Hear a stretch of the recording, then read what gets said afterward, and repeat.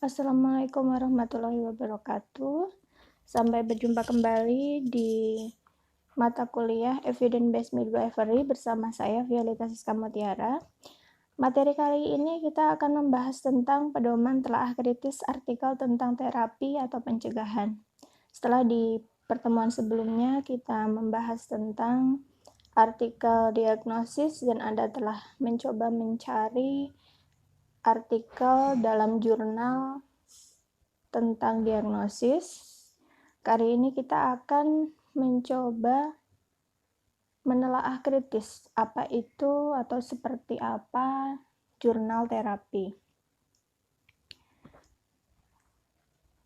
Kita kembali ke prinsip telaah kritis yang pertama, yaitu apakah hasil dari artikel yang Anda temukan itu valid atau tidak.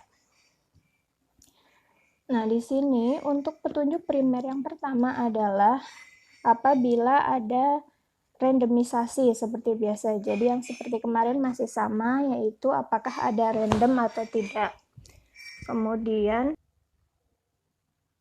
untuk artikel terapi hampir mirip dengan artikel diagnosis, ada dua kelompok.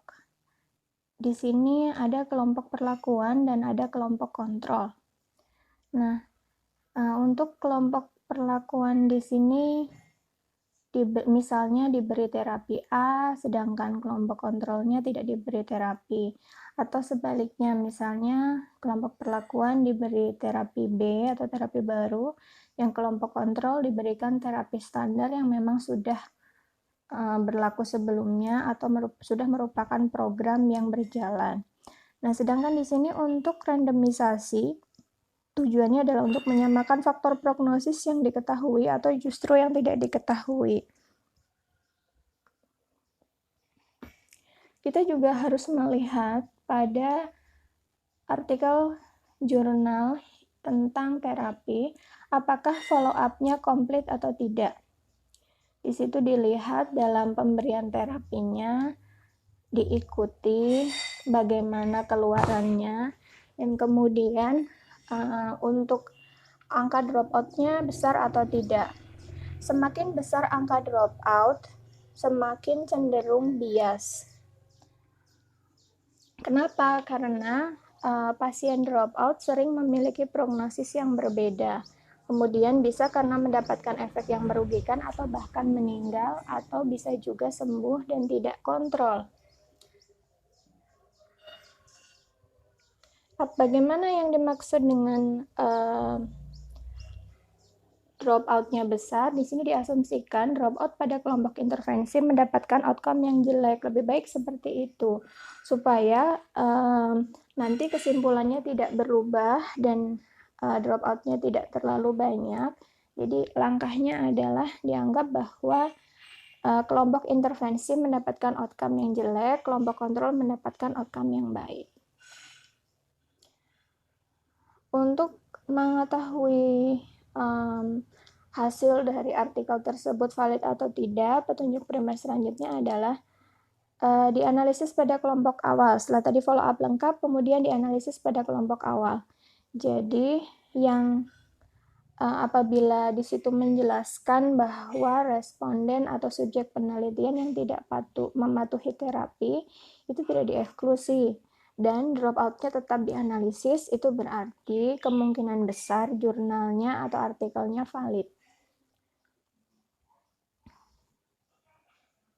Kemudian untuk menelaah kritis jurnal atau artikel terapi, kita harus melihat apakah pasien dianalisis di grup yang mereka di random atau tidak. Jadi kalau misalnya pasien tidak minum obat, itu kenapa? Apakah lupa atau menolak? Kemudian di situ apakah di dalam jurnalnya diceritakan bahwa dikeluarkan dari analisis untuk efikasi atau tidak? Nah, apabila terkait prognosis, di sini pasien tidak patuh lebih buruk kondisinya dibandingkan dengan yang patuh, walaupun sudah diperhitungkan faktor prognosis atau bahkan mereka mendapatkan placebo. Nah, dengan adanya intention to treat analysis, itu bisa mempertahankan nilai dalam randomisasi. Itu juga hubungannya dengan dropout yang terjadi apabila ada pasien yang tidak mau minum, tidak patuh, lupa, atau menolak, atau karena alasan misalnya misal mengkonsumsi sulfasferosus atau tablet Fe membuat dia merasa mual atau justru diare misalnya, atau bahkan sembelit sebaliknya dan dia malas minum lagi. Nah, hal-hal seperti itu harus dicatat atau misalnya dilaporkan di dalam artikel tersebut. Apa sebabnya, mengapa pasien itu tidak mematuhi terapi, dan seterusnya. Nah, ini adalah desain paralel untuk randomized control trial, karena idealnya untuk penelitian atau artikel yang melaporkan hasil penelitian di dalam jurnal yang berupa terapi itu desainnya adalah randomized control trial, itu idealnya. Dan bagannya seperti ini. Jadi subjek penelitian di random terlebih dahulu, baru dipisahkan atau dibedakan kelompoknya antara kelompok perlakuan dengan kelompok kontrol, kemudian dilakukan terapi dan diikuti sampai keluarannya hasilnya seperti apa. Untuk petunjuk sekunder untuk melihat apakah hasilnya valid, kita di situ lihat di bagian metode penelitian, baik itu di abstrak maupun di full text-nya, apakah ada kata-kata pembutaan. Bila ada, berarti itu merupakan salah satu petunjuk untuk valid.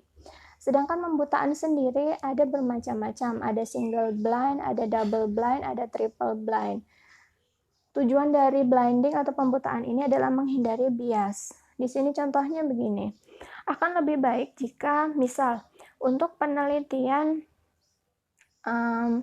pemberian terapi tablet Fe pada ibu hamil dengan anemia, misal tablet Fe itu sebagai terapi standar, kemudian untuk comparisonnya itu misalkan Fe-nya ditambahkan dengan vitamin C, atau C2-nya atau comparison keduanya misal tablet Fe ditambah air jeruk, atau C3-nya tablet Fe ditambahkan dengan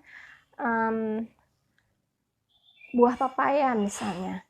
Nah, di sini kita akan mencari artikel seperti itu, dan misalnya sudah menemukan, idealnya adalah antara yang memeriksa Hb di sebelum penelitian dan setelah penelitian, kemudian yang memberikan terapinya, itu adalah orang yang berbeda, jadi bukan satu orang. Jadi dari peneliti bisa misalnya bekerja sama dengan tenaga kesehatan terkait yang ada di tempat pelayanan kesehatan, atau dengan misalnya laboratorium klinik untuk memeriksa dari Hb-nya misalnya. Jadi mereka tidak saling terkait atau tidak mengenal satu sama lain atau tidak ada kepentingan di dalamnya. Apabila dan subjek penelitian juga antara kelompok perlakuan dan kelompok kontrol disarankan juga memiliki latar belakang yang berbeda atau dipisahkan, dan mereka tidak merasa dibedakan perlakuannya. Jadi jika subjek penelitiannya yang tidak tahu dan tidak merasa dibedakan, itu namanya single blinding. Sedangkan double blinding antara subjek penelitian dan peneliti. Nah, di sini maksudnya kita sebagai peneliti seharusnya dibuat blind atau tidak pilih-pilih. Misalnya, kalau kita tahu bahwa yang ini kemarin yang dikasih Fe saja, yang ini yang dikasih Fe plus vitamin C, berarti harusnya, nah kalau ada kata-kata harusnya yang seperti itu, bisa harusnya Hb-nya setelahnya lebih tinggi daripada Hb sebelumnya, atau harusnya Hb-nya naik, berarti waktu pas pemeriksaan setelahnya Hb-nya harusnya lebih dari ini. Nah, itu ada kecenderungan secara subjektif untuk mengarahkan hasil penelitian. Nah, itu berarti tidak blind. Lebih bagus lagi apabila triple blinding, yaitu subjek peneliti, dan evaluator itu diblindkan. Seperti tadi, misal pemeriksaan sebelum, HB sebelum, HB sesudah, dan yang memberikan obat itu adalah orang-orang yang berbeda tapi yang punya integritas. Kevalidan akan dipertanyakan apabila yang melakukan semuanya adalah peneliti sendiri. Contohnya misalnya, suatu hasil penelitian menjelaskan bahwa pemeriksaan pra untuk mengecek HB dilakukan sendiri oleh peneliti. Kemudian yang memberikan obat, yang memberikan terapi, yang memberikan FE adalah peneliti.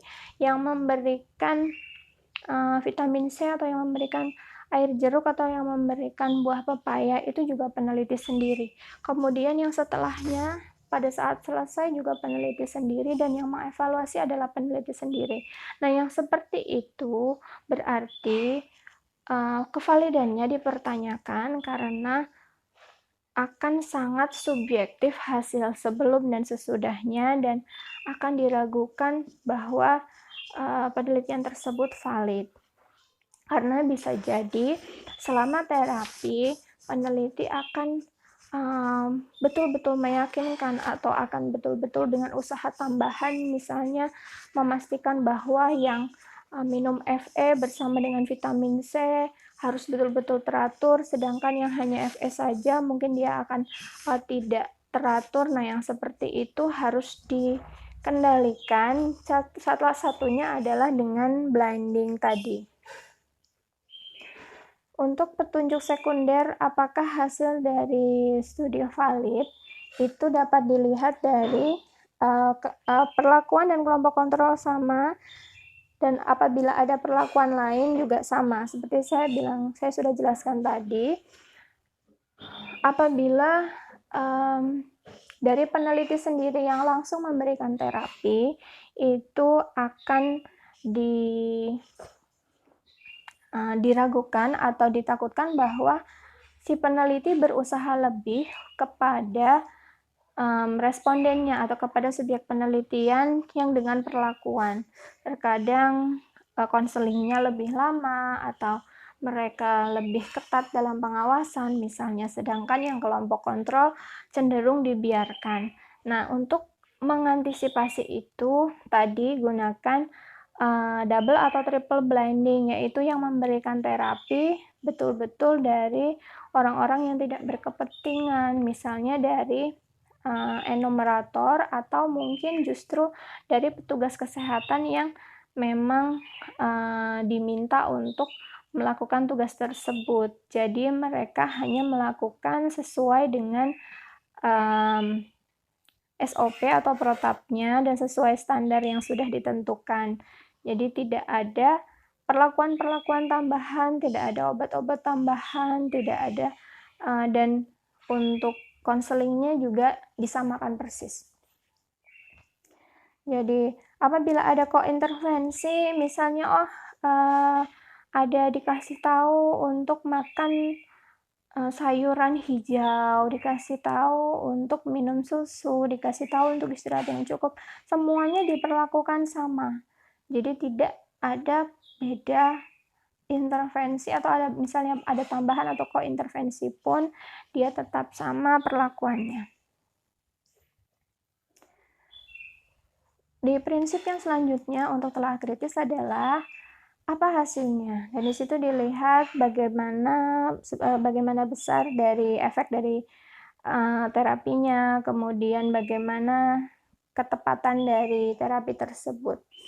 Nah, di sini untuk mengetahuinya bisa dengan melihat ARR atau absolute risk reduction dengan resiko relatif dan RRR. Nah, dengan rumus tersebut Anda juga bisa mencoba. Misalnya di sini ada contoh kasus, 20% dari kelompok placebo masih batuk dalam 1 minggu. 15% dari kelompok salbutamol masih batuk dalam 1 minggu. Itu artinya angka X-nya atau resiko tanpa terapinya 20%, sedangkan resiko dengan terapi yaitu 15%. Dengan rumus X-min Y berarti angka ARR-nya adalah 5%. Dan selanjutnya untuk relative risk atau RR-nya yaitu 15% dibagi 20% yaitu 0,75. Untuk yang bawah kita tidak bahas dalam pertemuan ini. Nah, di sini sebetulnya untuk mengapa kita harus menemukan RR dan RRR di situ. Nah, yang akan kita lihat adalah sebetulnya NNT ini, number needed to treat, yaitu one measure of treatment effectiveness. Jadi, satu pengukuran untuk keefektifan treatment. Di sini dijelaskan bahwa NNT adalah sejumlah orang yang harus diterapi dengan terapi spesifik untuk memberikan hasil pada suatu rentang waktu, bahwa di situ ada benefit outcome, yaitu ada tambahan keuntungan atau manfaat. Di sini dicontohkan, apabila misalnya dari tadi batuk, kita contohkan saja yang gampang batuk.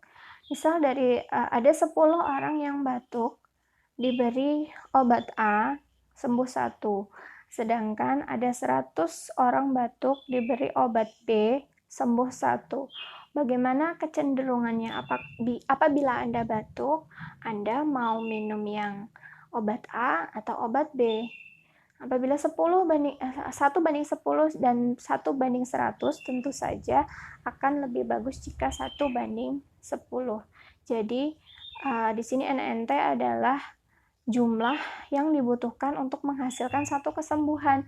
Berarti dari 10 tadi ada 1, akan lebih baik daripada yang 101. Berarti kalau misalnya dari 100 orang, seharusnya 10 orang yang mendapatkan kesembuhan. Nah, akan lebih baik jika semakin kecil angkanya untuk jumlah yang diterapi dan menghasilkan lebih banyak kesembuhan untuk yang diterapi. Nah, di sini kebalikan dari NNT ada NNH atau number needed to harm. Nah, yang dimaksud di sini adalah jumlah orang atau sejumlah pasien yang dibutuhkan atau yang diterapi yang menghasilkan satu efek samping.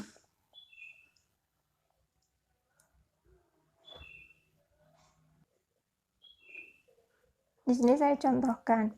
Misalnya tadi untuk 10 orang yang batuk diberikan obat A, dan ada juga 100 orang yang batuk diberikan obat B. Untuk 10 orang pertama yang diberi obat A tadi ternyata sembuh semua, dan yang 100 orang yang diberi obat B tadi juga sembuh semua. Nah, ternyata dari yang 10 diberi obat A tadi, 1 orang mengalami sakit kepala.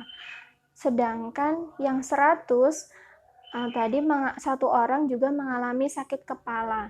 Nah, berarti sakit kepala di sini ternyata adalah salah satu efek samping dari pemberian obat batuk tersebut.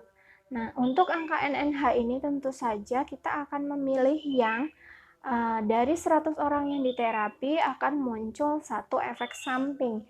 Jadi semakin banyak orang yang diterapi dan efek samping hanya muncul 1, itu akan lebih baik dibandingkan dengan baru 10 orang yang diterapi, efek sampingnya sudah muncul 1. Nah, yang seperti itu adalah NNH.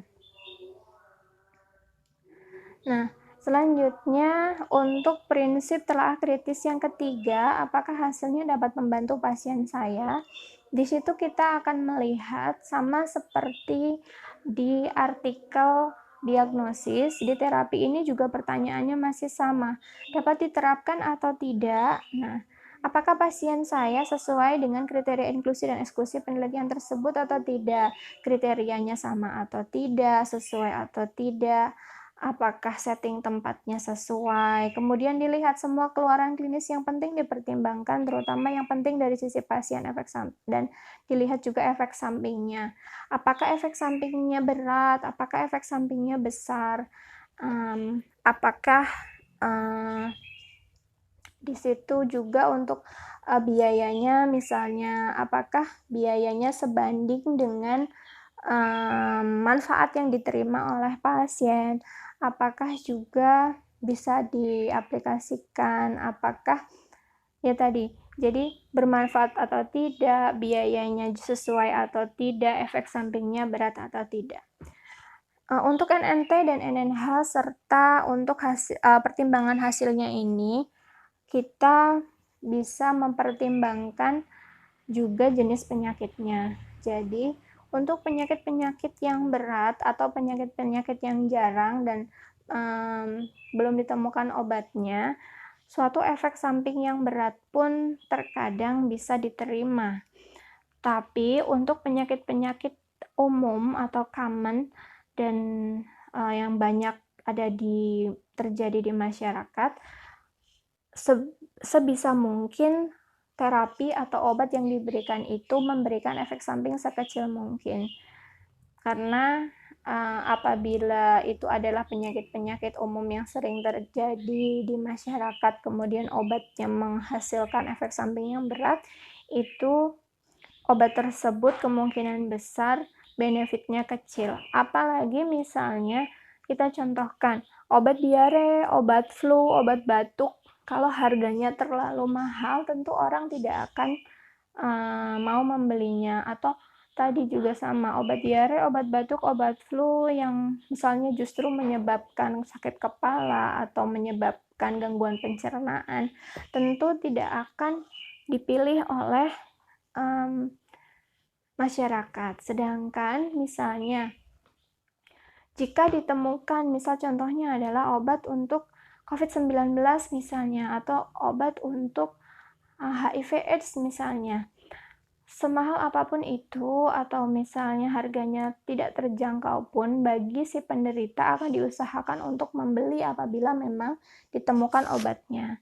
Atau misalnya obat tersebut menghasilkan efek samping yang tidak menguntungkan, misal bisa membuat seseorang menurun kesadarannya selama beberapa hari, namun setelah itu mereka baik-baik saja dan penyakitnya sembuh, tentu mereka akan mempertimbangkan karena ini jenis penyakitnya berat atau jarang atau tadi belum ditemukan obatnya.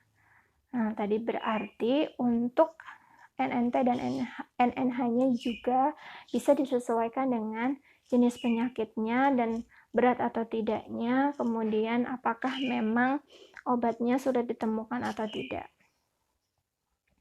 Demikian untuk materi kali ini, dan ini adalah tugas kelima. Tugasnya masih sama seperti tugas keempat kemarin, yaitu Anda diminta untuk melakukan pencarian atau searching artikel.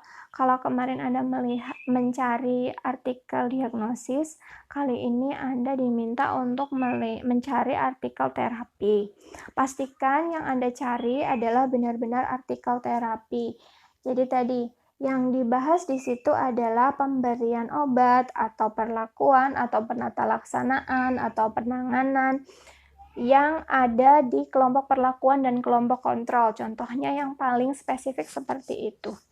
Apabila penelitian atau artikel di dalam jurnal itu menjelaskan tentang membandingkan antara terapi A dengan terapi B, atau membandingkan antara penanganan A dengan penanganan B, atau penata laksanaan A dibanding dengan penata laksanaan B untuk mengobati atau untuk menangani suatu penyakit atau suatu keluhan dari pasien, berarti itu adalah artikel terapi. Anda harus memastikan yang Anda temukan dan yang Anda cari betul-betul artikel terapi, bukan artikel diagnosis dan juga bukan artikel prognosis. Saya rasa untuk artikel terapi ini yang paling banyak dan paling mudah ditemui karena sebagian besar hasil penelitian adalah terapi. Caranya masih sama, Anda tidak perlu menuliskan skenario klinis, tidak perlu menuliskan PICO, dan tidak perlu juga menuliskan pertanyaan klinis dan kata kunci. Anda cukup melakukan print screen atau screenshot atau tangkap layar dari hasil pencarian yang sudah Anda lakukan. Nah, tugasnya ini masih sama juga, diketik dalam Microsoft Word dengan isi hanya 4 halaman. Di halaman pertama adalah cover yang berisi nama, NPM kelas, dan bila diperlukan logo, dan seterusnya. Di halaman kedua sampai keempat, isinya hanya print screen atau screenshot dan tangkap layar bukti pencarian artikel terapi di beberapa website jurnal internasional dan website dalam negeri. Misal halaman pertamanya cover, kemudian halaman keduanya langsung di paling atas adalah screenshot, di bawahnya screenshot, di halaman baliknya juga screenshot, dan seterusnya. Usahakan tulisan di dalam screenshotnya jelas, jadi saya bisa melihat Anda menggunakan kata kunci apa di dalam pencarian tersebut, dan mendapatkan judul-judul jurnal seperti apa dari website-website tersebut. Anda bisa menggunakan beberapa kata kunci di dalam screenshot-screenshot tadi dan membandingkan dari beberapa website tersebut hasilnya seperti apa, dapat judul-judul jurnal yang bagaimana. Apabila memungkinkan dan Anda ternyata mendapatkan jurnal yang free download, silahkan Anda bisa download dan Anda simpan sendiri untuk mempersiapkan tugas-tugas selanjutnya. Apabila ada pertanyaan atau mungkin ada yang belum jelas, seperti biasa bisa ditanyakan ke Sipen mata kuliah.